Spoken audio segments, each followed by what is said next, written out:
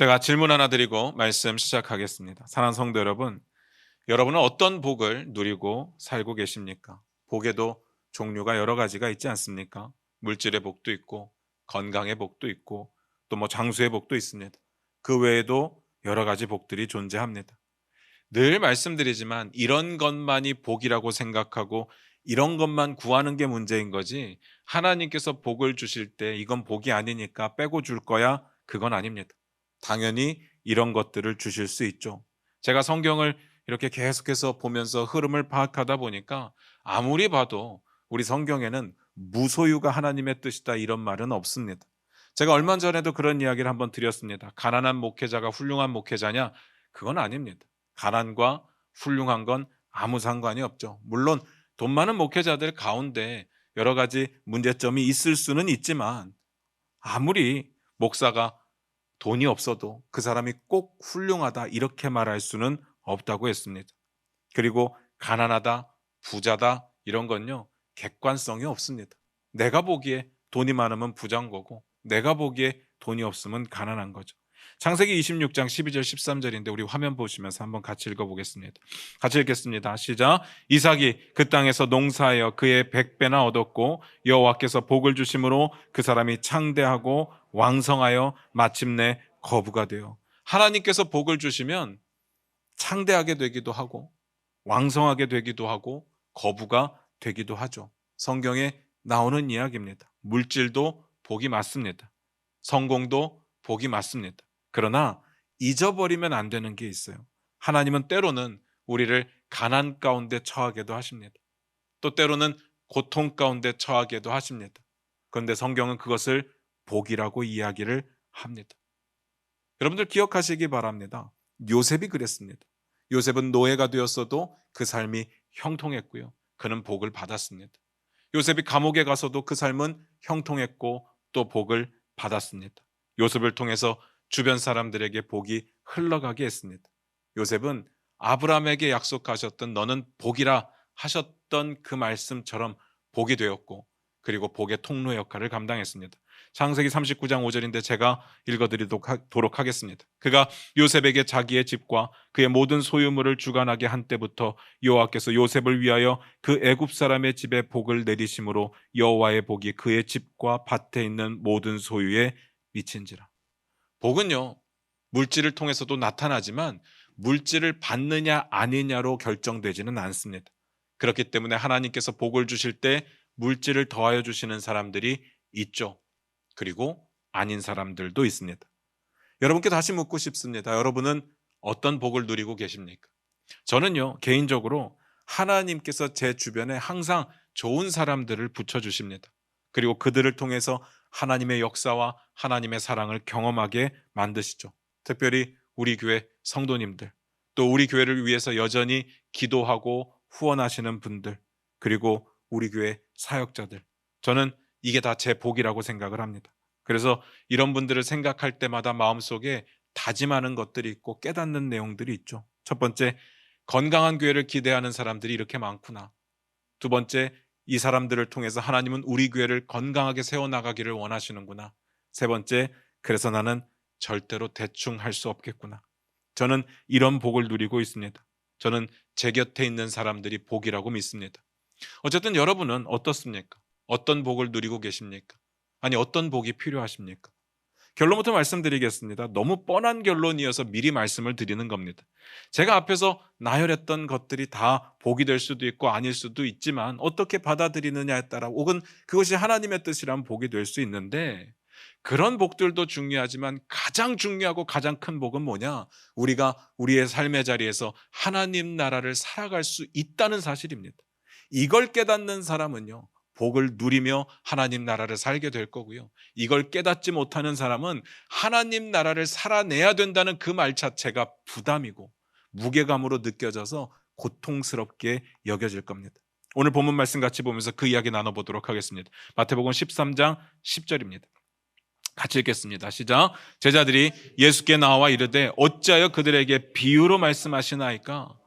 오늘 본문 말씀이 이렇게 시작을 했어요. 제자들이 예수께 나와 이르되. 제가 이거 하나만 말씀드리고 넘어가도록 할게요. 제가 성경 본문을 읽을 때 항상 이런 게 도움이 됩니다라고 말씀드리는 팁들이 몇 가지 있는데 그중 하나가 전문맥 보는 게 있었잖아요. 오늘 한 개만 더 말씀을 드리는데 항상 주어진 본문을 볼 때마다 본문의 내용과 관련해서 질문을 좀 해보시기를 부탁을 드립니다. 오늘 본문에 제자들이 예수께 나아왔다고 되어 있잖아요. 그러면 이런 질문을 해보셔야 됩니다. 예수님께서 혼자 계시는데 제자들이 느닷없이 나타난 걸까? 아니면 제자들이 무리 속에 막 섞여 있다가 그 무리 속에서 앞으로 쭉 나와서 예수님을 바라본 걸까? 이런 걸 고민해 봐야 됩니다. 그리고 제자들이 왜 갑자기 예수님께 나와서 질문을 했을까? 또 그 질문의 내용은 무엇이었을까? 이런 질문들, 그냥 내용 속에 나오는 이런 질문들을 하나하나 던져보는 것이 우리가 성경을 보는데 도움이 많이 될 겁니다. 늘 말씀드리지만 항상 답을 찾을 수 있는 것은 아니에요. 그런데 답을 찾게 되면 큰 유익이 될 때가 굉장히 많습니다. 쉬운 것부터 해결을 해보겠습니다. 제자들이 예수님께 했던 질문이 뭐였습니까? 어찌하여 그들에게 비유로 말씀하십니까? 별것 아닌 것 같은 이 질문이 오늘 본문을 이해하는 핵심 포인트가 될 겁니다. 우리는 결국 이 질문에 대한 대답을 찾을 거예요. 첫 번째, 잘 보시기 바랍니다. 그들에게라고 했습니다. 우리에게가 아니에요. 그들에게라고 했어요. 왜 그랬을까요? 일단 기본적으로 이 사실만 놓고 알 수 있는 사실은 뭔가 하면 지금 어느 정도 우리와 그들의 구별이 생겨났다는 것을 알 수 있죠. 그리고 또 하나, 왜 비유로 말씀하시냐라고 물었는데요. 이 비유라는 단어가 기가 막힌 단어입니다. 마태가 이미 예수님의 비유를 앞부분에서 여러 차례 소개를 했었습니다. 그런데 이런 형식의 가르침을 비유라고 공식적으로 말하는 것은 여기가 처음이에요. 그리고 제자들이 공식적으로 의문을 제기하는 것도 처음입니다. 왜 비유로 말씀하십니까? 그래서 중요한 거예요. 왜 중요하냐? 그냥 일상적으로 하던 것들이었는데 왜 지금은 이걸 그냥 받아들이지 못하고 질문을 하게 되느냐? 이게 궁금한 겁니다. 이런 궁금증들을 가지고 오늘 본문을 이해해 보도록 하겠습니다. 주어진 본문을 이해하기 위해서 가장 중요한 게 뭐예요? 전문맥이죠. 마태복음 13장 3절로 갑니다. 같이 읽겠습니다. 시작. 예수께서 비유로 여러 가지를 그들에게 말씀하여 이르시되 씨를 뿌리는 자가 뿌리러 나가서. 오늘 본문 직전에 어떤 내용이 있었는가 하고 들여다봤더니 예수님께서 비유로 여러 가지를 말씀하셨다라고 되어 있어요. 그리고 그 비유로 여러 가지를 말씀하시는 것 가운데 한 가지를 소개했는데 무슨 비유냐? 이렇게 시작을 했습니다. 씨를 뿌리는 자가 뿌리러 나가서. 느낌 오시죠? 이거 무슨 비유인지 아시겠죠? 우리 어려서부터 이거 이렇게 배웠습니다. 이거 씨 뿌리는 자의 비유다. 그리고 씨 뿌리는 자의 비유가 나올 겁니다. 이 이야기는 다음에 보기로 하고요. 대신에 중요한 건 이겁니다. 앞에서도 말씀드렸듯이 예수님께서 비유를 여러 차례 말씀을 하셨는데 여기가 처음이 아니라고 말씀드렸는데 근데 마태는요. 처음으로 비유라는 단어를 썼습니다. 예수께서 여러 가지 비유로 그들에게 말씀하셨다.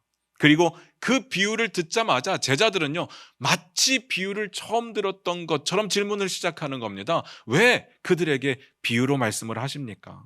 그래서 궁금한 거예요. 왜 갑자기 비유가 이슈가 됐을까? 왜 갑자기 비유가 중요해졌을까?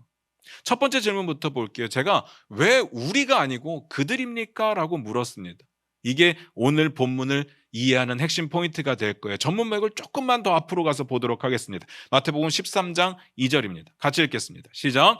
큰 무리가 그에게로 모여들거늘 예수께서 배에 올라가 앉으시고 온 무리는 해변에 서 있더니 전문맥의 상황을 보면 큰 무리가 예수님께 모여들었다고 되어 있는데 하나도 놀랄 일은 아니에요. 늘 이런 장면을 봐왔습니다. 예수님 주변에는 항상 무리들이 있었습니다. 이유가 뭡니까? 예수님께서 가르침도 대단하셨고 병을 고치시고 귀신을 내어 쫓으시니까 사람들이 항상 모여들었어요. 그런데 중요한 건 이 부분은요. 이전과는 완전히 다른 상황이 펼쳐지고 있습니다. 예수님께서 그 전에 무리가 애워싸는 것을 보셨을 때 어떻게 반응하셨느냐? 한 번은 그 무리들을 내버려두고 야 우리 산에 올라가자 라고 말씀을 하셨고요. 나머지 한 번은 그 무리들을 보실 때 어떻게 했느냐? 우리 건너편으로 가자라고 하셨습니다. 무리들을 보시면서 피하셨다고 떠나셨습니다. 물론 성경에 보면 예수님께서 무리들에게 복음도 전하고 치유 사역도 하시고 하지만 예수님께서 무리들을 만나는 장면을 자세하게 기록한 내용은 그 두 가지였습니다. 무리를 보면 피하셨어요. 그런데 이번에는요, 큰 무리가 몰려들었습니다. 그런데 이전처럼 피하지 않으세요. 떠나지 않으셨습니다. 그리고 어떻게 했다고요? 다시 읽어볼까요? 마태복음 13장 2절입니다. 같이 읽겠습니다. 시작. 큰 무리가 그에게로 모여들거늘 예수께서 배에 올라가 앉으시고 온 무리는 해변에 서 있더니 어떻게 하셨다고요? 배에 올라가 앉으셨습니다. 사람들보다 높은 위치에 섰다는 이야기입니다. 그리고 사람들은요, 예수님을 중심으로 해서 몰려들었습니다. 그리고 서 있었죠. 이런 모습은 전형적으로 선생이 학생들을 가르치는 모습을 표현한 겁니다. 이제 본격적으로 큰 무리들을 가르치기 시작하실 겁니다. 이제 피하지 않으시죠. 떠나지 않으십니다. 상황이 많이 변했습니다. 이쯤에서 잘 생각하셔야 되는 게 제자들이 큰 무리들을요, 그들이라고 표현을 했습니다. 다시 말해서 지금까지의 무리들과는 좀 달라졌다는 이야기입니다. 우리가 아니라 그들이에요. 제자들은 그 무리에 더 이상 속하지 않았다는 이야기입니다. 왜냐하면 이 무리에는 예수님을 좋아하거나 예수님을 인정하는 사람들만 있었던 게 아니었습니다. 이게 중요한 포인트입니다. 예수님을 거절하고 예수님을 거부하고 예수님을 공격하는 사람들이 들어있었습니다. 그래서 그들이라고 따로 구별을 한 겁니다. 그러니까 예수님 친화적인 무리들에게 가르치셨던 상황하고는 완전히 달라졌죠. 두 번째 질문이 뭐였습니까? 왜 그들에게 비유로 말씀하셨느냐? 였습니다. 이 질문을 우리 입장에서 바꿔보면 아까 제가 뭐라고 이야기를 했는가 하면 왜 갑자기 비유가 중요한 문제가 되었을까요? 였습니다. 결론부터 답을 드리면요, 예수님을 거절하고 예수님을 거부하고 예수님을 공격하는 사람들이 그 무리에 섞여 있었기 때문이었습니다. 그것밖에는 답이 없죠. 마태복음 13장 11절로 갑니다. 같이 읽겠습니다. 시작. 대답하여 이르시되 천국의 비밀을 아는 것이 너희에게는 허락되었으나 그들에게는 아니 되었나니. 제자들이 왜 그들에게 비유로 말씀을 하십니까? 라는 질문에 대한 대답을 예수님이 이렇게 한 겁니다. 그러면 이게 오늘 본문의 핵심이 되겠죠. 이제부터 예수님의 대답을 한번 볼게요. 천국의 비밀을 아는 것이 너희에게는 허락되었는데 그들에게는 허락되지 않았다라고 말씀을 하시죠. 그래서 비유로 말씀을 하시는 거예요. 예수님조차도 그들과 너희를 구별하셨습니다. 이런 내용들은 사실 낯선 내용은 아니에요. 우리가 계속해서 봐왔던 내용 중에 있었습니다. 천국의 비밀을 아무에게나 허락된 것이 아니라고 말씀드렸어요. 아무나 보고 싶을 때 보고 보기 싫을 때 안 보는 그런 싸구려 복음이 아니라고 말씀을 드렸어요. 잘 생각하셔야 됩니다. 누군가에는 굉장히 쉬운 것처럼 허락이 되었지만 어떤 누군가에게는 죽었다 깨도 볼 수 없는 감춰진 그 비밀이 오늘 복음의 열쇠라는 이야기입니다. 아무리 보고 싶어도 볼 수가 없다는 뜻입니다. 우리식으로 표현하면 하나님 나라를 알 수도 없고 살아갈 수도 없다는 뜻이에요. 그래서 이게 복이라고 지난주에 말씀을 드렸던 거죠. 우리는 볼 수 있으니까요. 우리는 알고 있으니까요. 우리는 살아가려고 하니까요.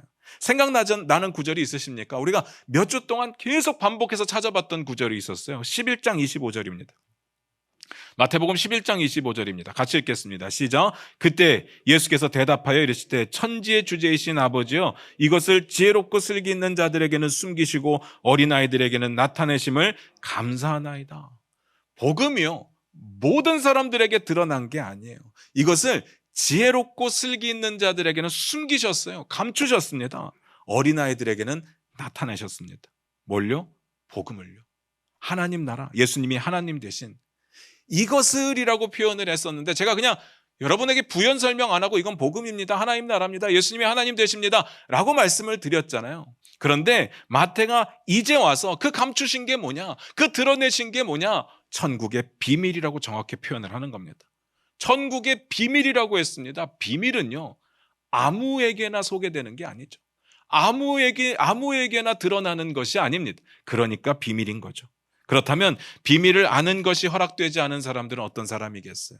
우리가 봤던 구절에 비추어 보면 스스로 지혜롭다고 생각하는 사람들, 스스로 슬기롭다고 생각하는 사람들, 그러니까 예수님을 그리스도로 인정하지 않고 예수님을 왕으로 주인으로 받아들이지 않는 사람들이에요.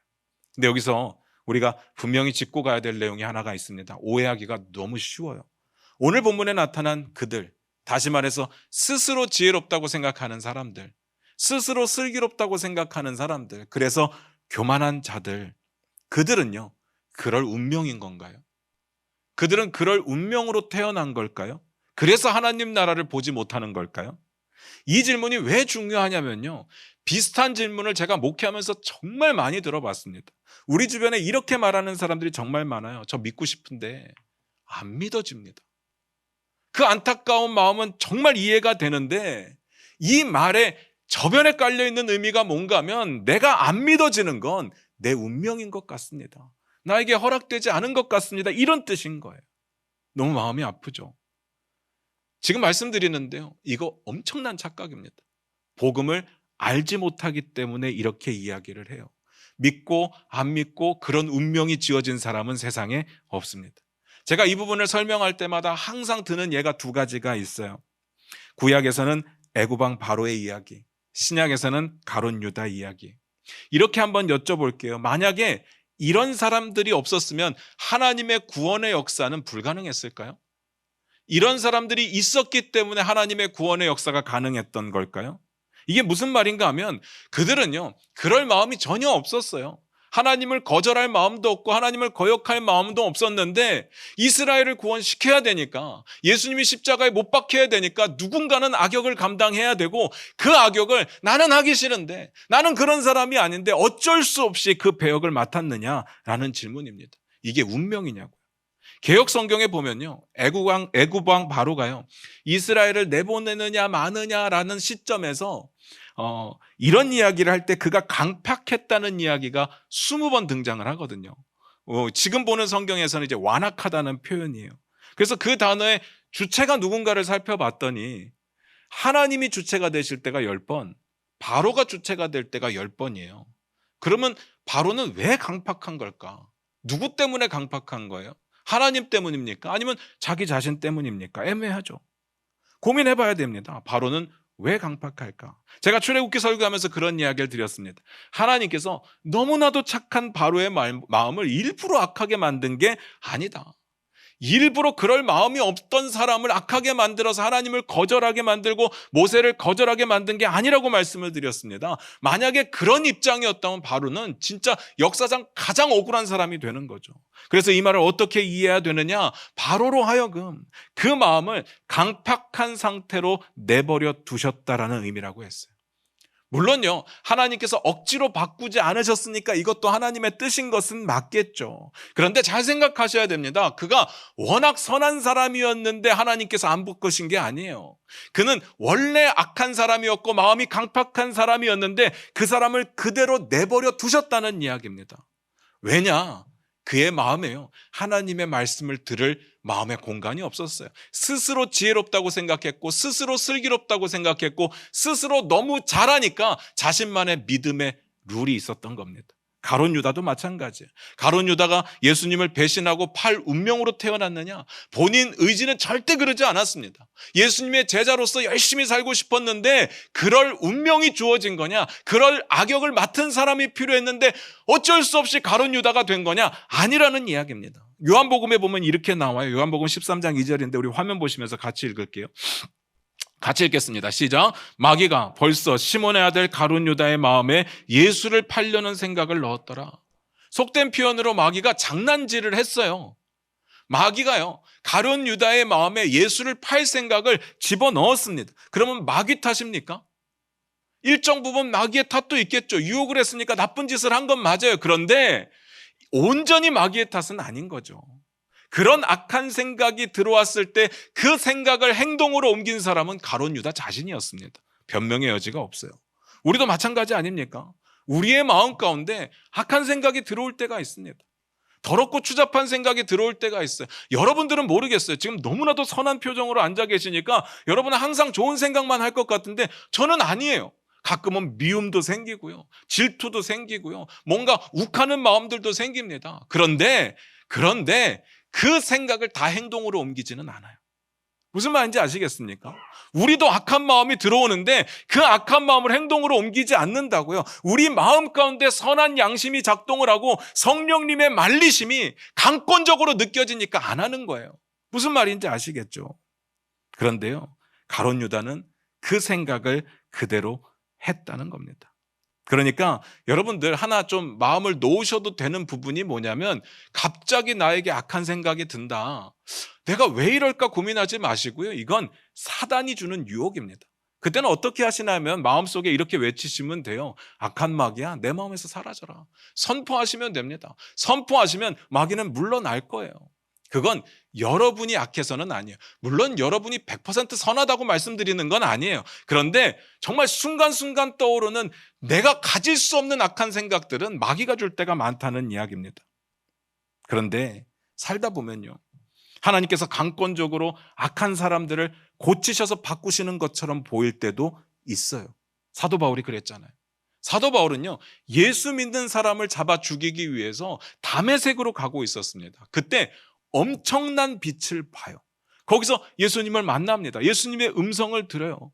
누구십니까? 라고 물으니까 이렇게 대답하시잖아요. 나는 네가 핍박하는 예수다. 사도 바울이 이 말을 들었는데 어떻게 안 돌아섭니까?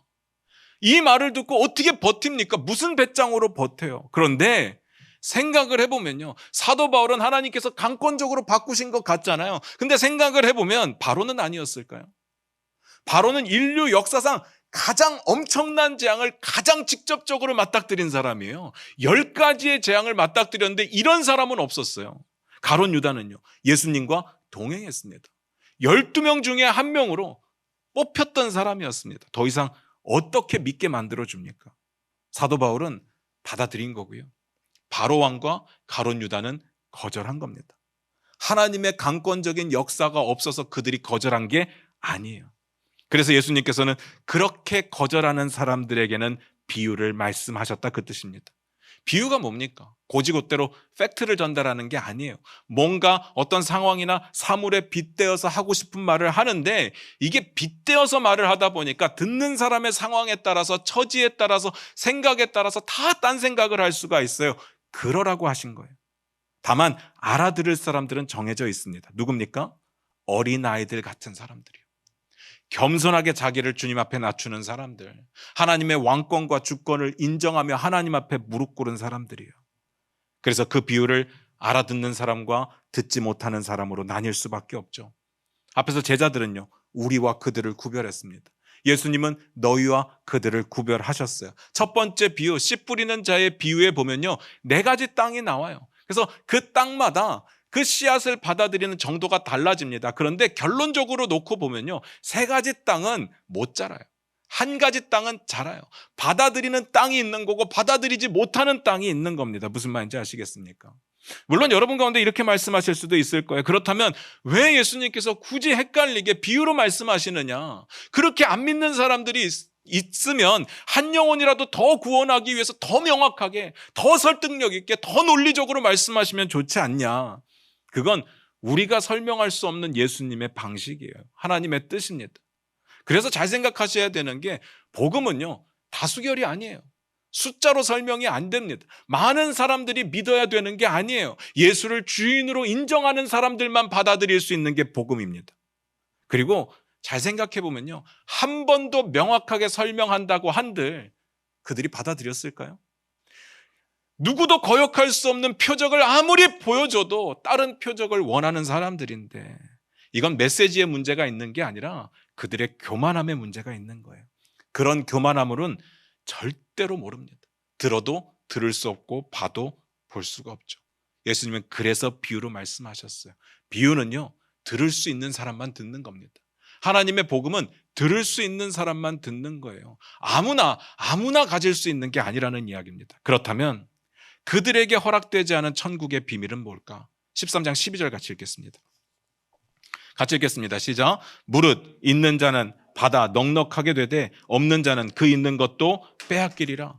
우리가 이 말씀을 딱 읽을 때 우린 달란트 비유에 굉장히 익숙해져 있기 때문에 느낌이 바로 왔습니다. 아, 이렇게 뺏기고 이렇게 주고 막 이러는 거구나.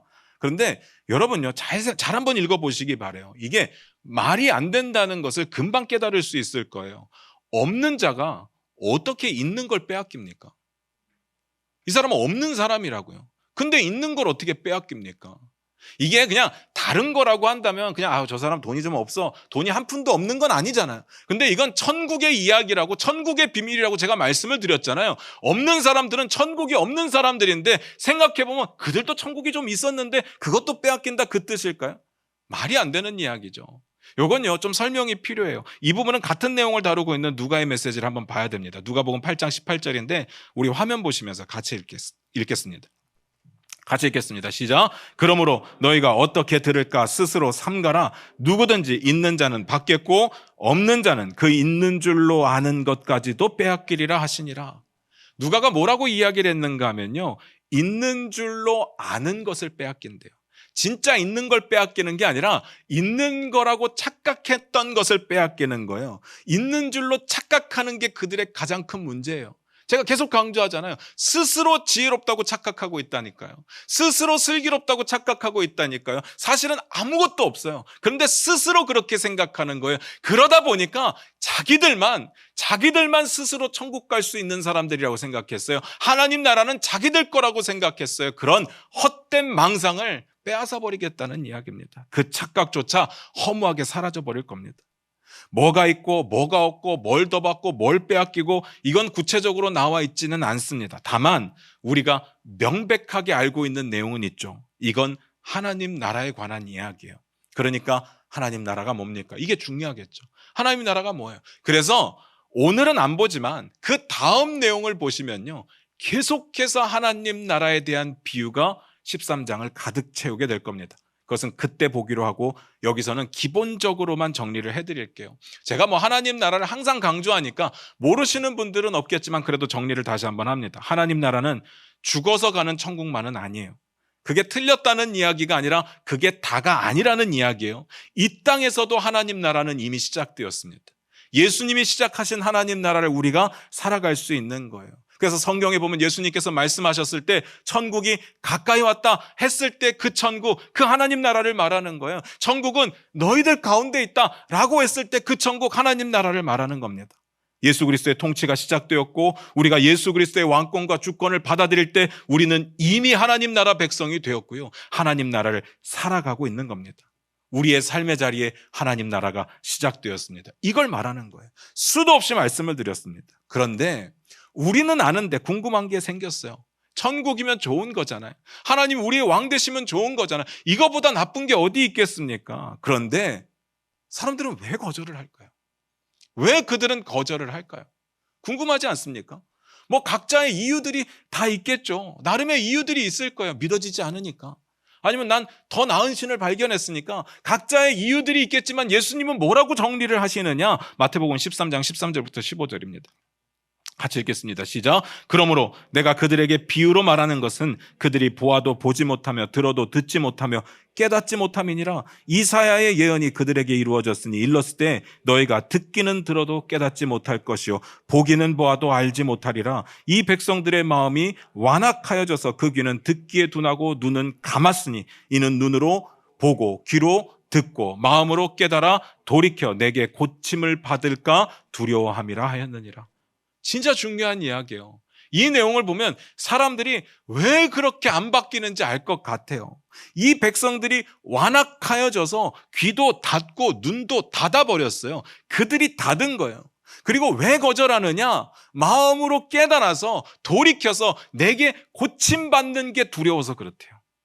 우리식으로 표현하면 하나님 나라 백성으로 살아가는 게 무섭다는 이야기예요. 힘들다는 이야기입니다. 어렵다는 이야기예요. 하나님의 왕권 아래 주권 아래 거하는 것이 우리에게는 불편하다는 이야기입니다. 왜요? 내가 내 스타일대로 살고 싶은데 내가 원하는 대로 살고 싶은데 자칫 잘못하면 하나님 스타일로 바뀌어 있을까 봐. 재미없어요. 고리타분해요. 그렇게 생각을 하는 겁니다. 여러분들은 어떠십니까? 진짜 중요한 질문이에요. 나는 내 스타일을 여전히 고수하고 계십니까? 아니면 나는 하나님의 스타일로 바뀌어가고 있습니까?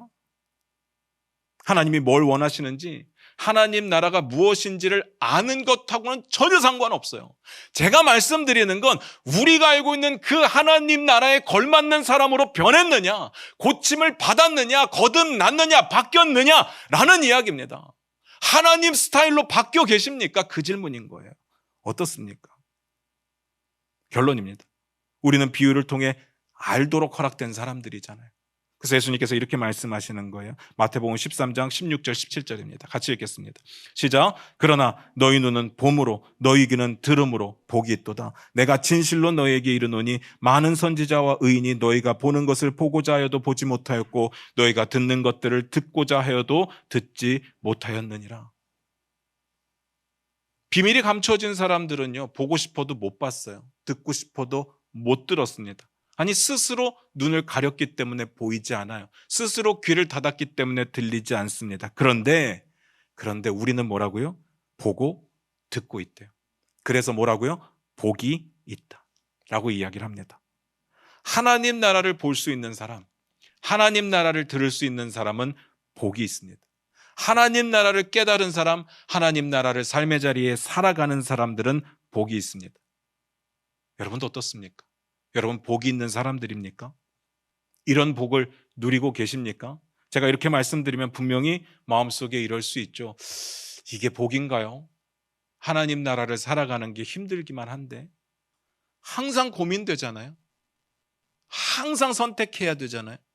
남들 하는 대로 따라하면 항상 안 되잖아요. 항상 힘들잖아요. 이게 어떻게 복이에요? 라고 할 수 있죠. 그때 예수님 이런 이야기를 하십니다. 많은 선지자와 의인이 너희가 보는 것을 보고자 하여도 보지 못했고 듣고자 하여도 듣지 못했는데 너희는 보고 듣고 있으니까 복이다. 지금 악한 사람들만 이야기하는 게 아니에요. 구약에 있었던 선지자들, 구약에 있었던 의인들, 그들에게 하나님께서 가끔씩 어렴풋이 하나님 나라에 대한 그런 모습들을 보여주신 적이 있어요. 그런데 그들에게는요, 하나님 나라가 허락되지 않았습니다. 이 땅 가운데 살아가는 하나님 나라가 허락되지 않았어요. 그들은 보고 싶은데, 듣고 싶은데, 살아가고 싶은데 허락되지 않았는데 너희에게는 허락되었잖아요. 이게 복이라는 거예요. 뭔 말인지 아시겠습니까? 그런데 제자들은요, 우리들은요, 허락되었는데, 그래서 볼 수 있고 들을 수 있는데 여러분들은 어떻습니까? 보고 계십니까? 듣고 계십니까? 그래서 하나님 나라를 보고 들을 수 있는 사실이 내게 복이라고 믿어지십니까? 제가 늘 말씀드리잖아요. 하나님 나라를 살아가는 건 엄청나게 과중한 업무나 숙제가 아니라 특권이라고요. 이건 복이라고요. 제가 오늘 말씀을 묵상하면서 이런 생각을 해봤습니다. 그들에게 하나님 나라가 감춰졌고 우리에게는 하나님 나라가 드러났는데 결국 그런 이야기잖아요. 그런데 정말 우리가 하나님 나라를 밝히 보고 있을까? 우리가 예수 믿고 구원받은 것은 어느 누구도 건드릴 수 없는 사실이죠. 그런데 예수 믿고 구원받은 이후에 스스로 지혜롭다고 생각하고 스스로 슬기롭다고 생각하면서 나는 이 정도로 살아도 된다고 생각하고 있지는 않느냐. 내가 하나님 나라를 살아가는 것에 최선을 다하지 못하는 것을 그럴 수 있다고 생각하고 있지 않느냐. 내가 가진 지혜로는 그래도 된다라고 생각하고 있지 않느냐라는 겁니다. 그래서 묻는 거예요. 여러분들 진짜 하나님 나라를 보고 계십니까? 예수님이 복이라고 말씀하셨던 너희가 보고 들을 수 있는 하나님 나라를 여러분도 보고 듣고 계시느냐? 그 질문입니다. 혹시 지금 우리도 하나님의 나라가 가리워진 채 스스로 지혜롭다고 생각하고 살고 있지는 않습니까? 어떻습니까? 내 삶의 자리에서 하나님의 주권과 왕권을 인정하면서 살아간다는 말은요, 그냥 좋은 말이 아닙니다. 그냥 그럴 수 있는 말이 아니에요. 여러분의 삶의 자리에서 매 순간에 무언가를 선택하고 무언가를 결정하고 어떤 길을 갈까를 우리가 고민할 때 항상 기준은 그것이어야 된다는 이야기예요. 무슨 말인지 아시겠습니까?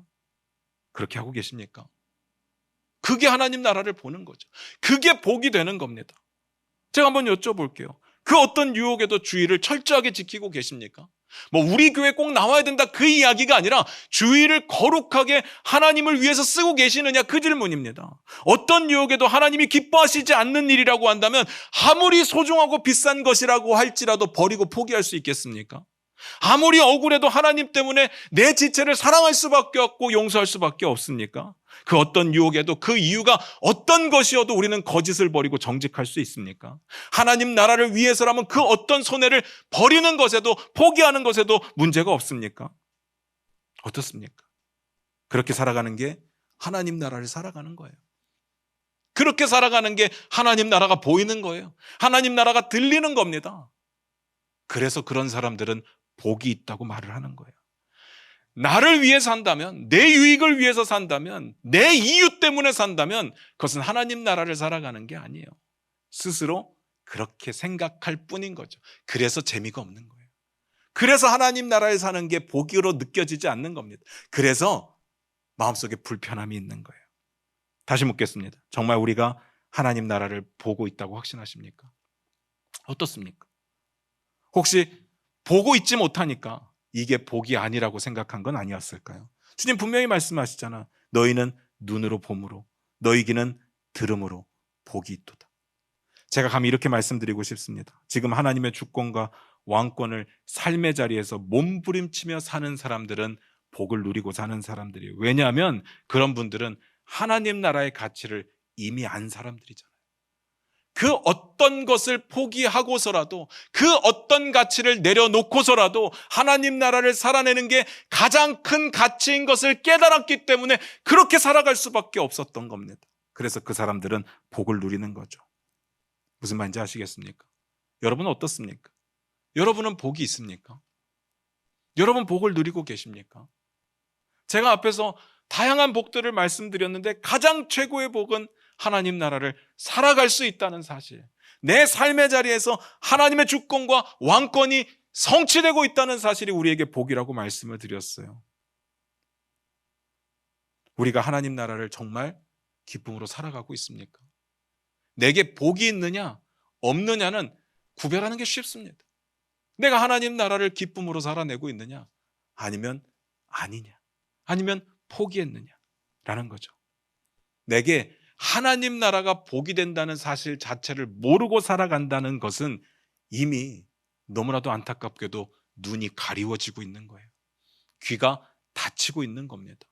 스스로의 지혜가 그래도 된다고 우리를 내모는 겁니다. 하나님으로부터 멀어지게 만드는 거죠. 그래서 우리는 늘 깨어 있어야 됩니다. 하나님 나라를 삶의 자리에 이루기 위해서 목숨을 걸어야 됩니다. 이건 해도 그만, 안 해도 그만이 아니라 하나님의 명령이고, 그렇게 할 때 그 삶은 복이 되는 겁니다. 창세기로 돌아와서요, 하나님께서 아담을 만드시고 복을 가장 먼저 주십니다. 그리고 명령을 주시죠. 생육하고 번성하고 땅에 충만하고 정복하고 다스리고. 이 하나님의 명령에 순종할 때 그들은 복 있는 자들이 되는 거예요. 그런데 이걸 지키지 못할 때 그들은 하나님께로부터 멀어져서 내가 이 세대를 만든 것을 후회한다는 이야기를 듣는 거죠. 여러분 어떻습니까? 여러분은 하나님 나라가 보이십니까?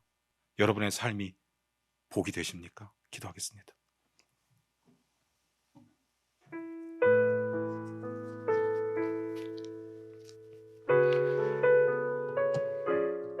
우리 반주 들으시면서 잠깐 한번 기도했으면 좋겠습니다. 우리의 삶을 한번 뒤돌아보며 나아가기를 원합니다. 나는 복 있는 인생을 살아가고 있습니까? 여전히 하나님 나라는 포기 한 채 좀 넉넉한 삶, 좀 더 건강한 삶, 좀 더 여유로운 삶을 기대하며 살아가고 있지는 않습니까? 그것이 우리가 추구하는 가장 1순위의 행복이라고 생각하고 있지 않습니까? 우리가 우리의 삶의 자리에 다른 것들을 다 내려놓고도 하나님 나라를 취하는 것이 기쁨이 된다면 우리는 복 있는 사람이 분명합니다. 그런데 그것이 아깝다면, 그래서 못하겠다면 어쩌면 우리는 우리의 눈이 점점 가리워지고 있는지 모르겠습니다. 점점 우리의 귀가 닫혀져 가고 있는지도 모르겠습니다. 말씀 중에 하나님의 나라가 드러난 사람이 있고 드러나지 않은 감춰진 사람이 있다고 말씀을 드렸어요. 그런 구별이 분명히 존재한다고 말씀을 드렸어요. 우리와 그들, 너희와 그들, 좋은 땅과 나쁜 땅, 분명히 그 구별은 존재하는데 이 구별이 영원하냐? 그렇지는 않습니다. 그건 아니에요. 아무리 교만한 사람이라도 하나님 앞에 무릎 꿇고 겸손한 마음으로 나아갈 때 그들에게 열리게 되는 것이 천국의 복음의 비밀입니다. 마가는 이렇게 이야기합니다. 감춘 것은 드러내기 위한 거라고. 예수님께서 비밀이라고 말씀하시는 것은 영원히 아무도 모르기를 원하시는 것이 아니라 주님 앞에 무릎 꿇는 자들에게 드러내시기 위한 비밀이라는 이야기입니다. 이제 우리의 삶도 변해야 되지 않겠습니까? 언제까지 스스로 만족하며 이 정도면 됐다고 하고 살겠습니까? 하나님 나라를 우리의 삶의 자리에 그 어떤 것보다 가치 있는 것으로 살아내는 그 삶을 우리가 살아내야 되지 않겠습니까? 그리고 그것이 내게 손해고 내게 힘든 건데 억지로 하는 것이 아니라 내게 기쁨이라고 말할 수 있는 그런 고백이 필요하지 않겠습니까? 우리 이 시간 결단하며 나아갔으면 좋겠습니다. 이제는 하나님의 뜻대로 살겠습니다. 하나님의 왕권과 주권대로 살겠습니다. 우리가 선택을 하고 결정을 할 때 하나님의 뜻이 가장 우선순위가 되도록 노력하겠습니다. 우리 그렇게 기도하며 결단하며 나아갑니다. 기도하겠습니다.